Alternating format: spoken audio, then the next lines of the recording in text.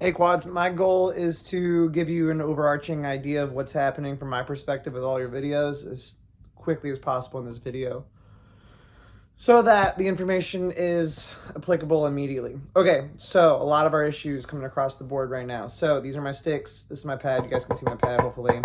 Okay, if I'm going downward tacit hand angle, let's see if I can get to a better spot you guys can see. I'm going downward tacit hand angle. This is the head. You guys can hear my beads making contact. You can see my beads making contact. Okay, downward tacit hand angle. If I bring my sticks up to parallel to my wrist, 3 inches. Okay, I bring that up in this conversation right now because a lot of us are not doing that. So I go to tacit hand. Let's just say for the sake of argument, I play the triplet 1-note timing exercise at 3.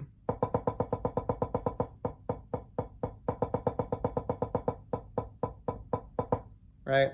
I'm not going past that because it's easy to go past that. This would be more like 4.5 or even 6, right? So if I add accents to that, start from my playing position down here. 1, 2, ready, go. I just play triplet accents.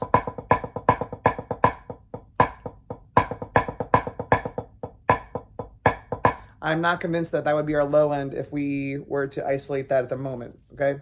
So another thing, when I start adding doubles, those doubles are very separated because, as we mentioned at Oviedo one sectional about a month ago, I'm using a lot of finger to make that happen. I don't believe Kyle was there that day, but we did a whole example where we got through beefing up our doubles. It had everything to do with this process here. Getting separate doubles, getting them closer together, but with the same feel. Okay, what am I doing? Well, I'm adding a lot of finger for that. Okay. I take it from an up-down perspective, up-down. Okay, instead of playing up-down, let me get up on the second note, but still engage the finger as much as I did before. So I go from up-down to up-up.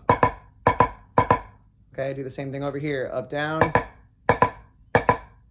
And I'm obviously speeding up this process because this would be something that would take a lot longer than it's taking right now. So I go up-down,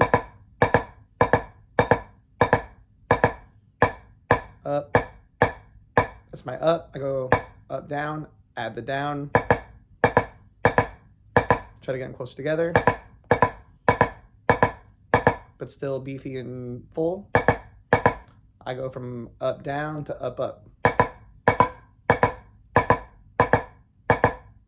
So my up down to my up up. Okay. When I add it to the equation, especially in the 144 range, they should be very separated. I don't really hear much separation in everyone's big doubles at the moment.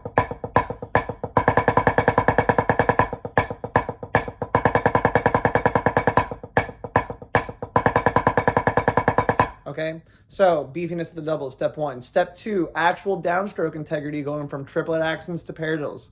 Not really existent at the moment. Here's what we're getting if I had to play an example. Not the same downstroke, okay? The reason why this triplet accent exists is that essentially the triplet accent to the paradiddle accent should look the same from a cosmetic perspective. Up to down dynamic ratio should look relatively the same.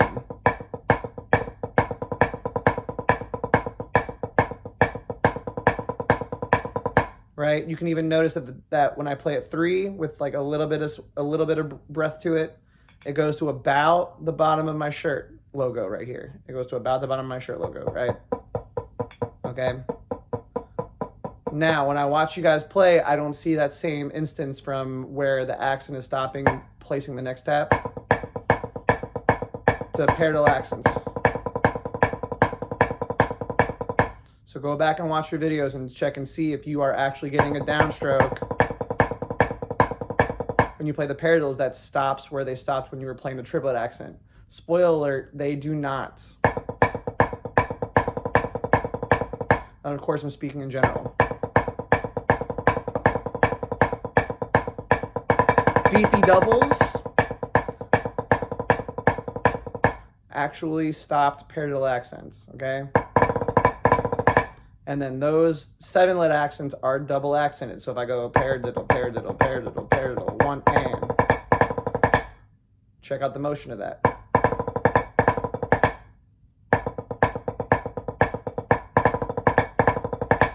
Double accents. Still very much separated, 12 and 3. Not seeing that from a lot of you guys as well.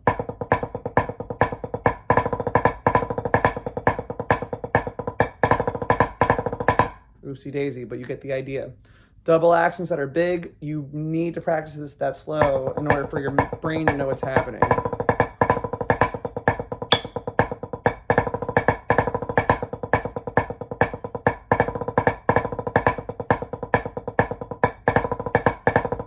And then with the Met, it's a lot easier, obviously. Please hit us up with questions, but overall, beefier double strokes that are big, using finger contact and initiation to beef up the second note of the double while still getting off the drum. 2, actually getting a stopped paradiddle accent and not just fluffing in a downstroke because it's easy to skim it and to mask it. Don't be a cheater. 3, check out your 7-lit accent patterns. And actually make sure you're getting 2 accents that are in the air equally and that come down to 3, or approximately 3 in this case. They're a little bit breathier probably in this case. But they should be close. They shouldn't just be like, whoa, la, la, la, la, okay? Hit us up with questions, but those 3 things are the biggest things that we can fix immediately that we need to fix if we want to get better.